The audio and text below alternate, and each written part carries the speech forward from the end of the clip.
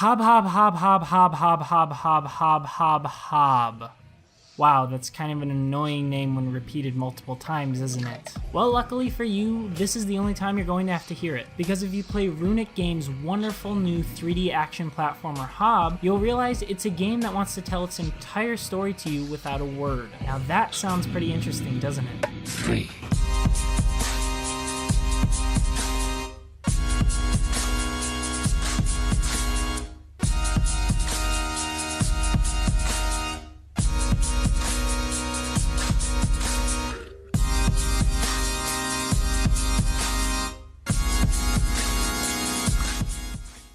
Hob is the type of game that reminds me of the original Jak and Daxter in the PlayStation 2 days. You're kind of just thrown into a world without really knowing what you're here for, and you're kind of figuring stuff out as you go while enjoying the usually wonderful gameplay. It's not entirely a combat-focused game, though there's a lot of combat to be had.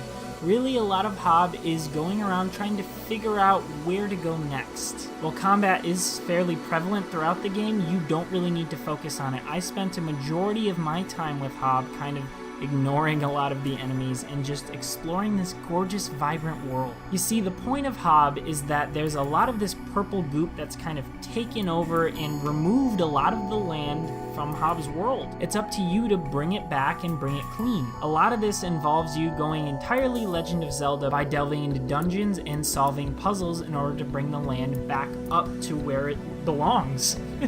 During this journey, you'll be finding a bunch of collectibles, but the best type of collectible, in my opinion, is the beautiful showcases that they have. That's right, it's a collectible to go around and find the most gorgeous vistas and then stand there. I took a screenshot of every single fucking one I found. They're all beautiful. You see, Hob plays with a static camera angle. You can't move the camera in the slightest. This can get in the way sometimes when it comes to combat and trying to platform around, but a lot of the times it leads to some stunning camera angles while exploring, so it kind of makes up for any of the issues you've had in combat. Now, I do have to say that a lot of my time with Hob was spent kind of trying to backtrack and figure out where exactly I'm supposed to go next, because while the graphics are amazing and the world is very vibrant, as I've said, a lot of the color palette is either very bright greens or very dark purples. Now, this fits in with the lore, the kind of contrasting good and evil, but this does make it a bit more difficult to kind of see where you've been, where you need to go. There is a map,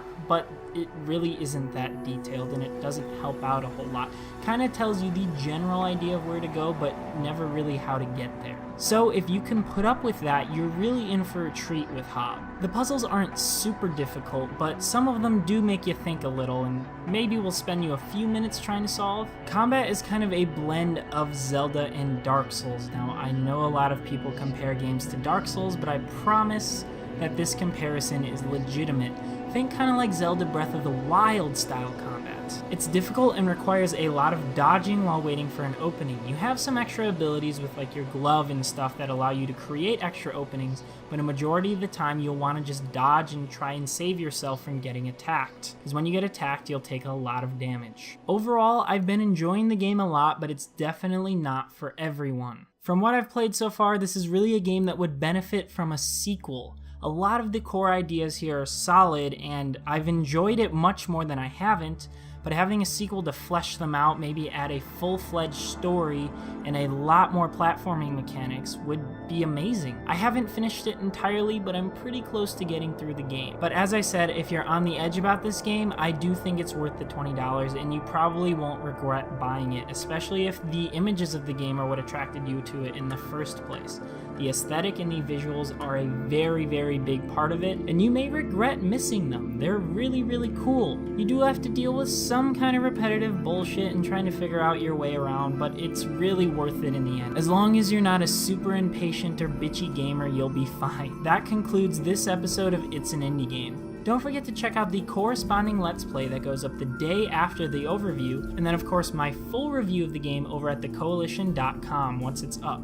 It will be linked in the description down below. Don't forget to leave your thoughts and opinions on Hob, and check it out on the Steam store, maybe pick it up for 20 bucks. Also, don't forget to check out my Steam Curators group for a lot of indie recommendations. You can find the link to that in the description down below. Thanks again for watching, guys, and I hope to see y'all soon.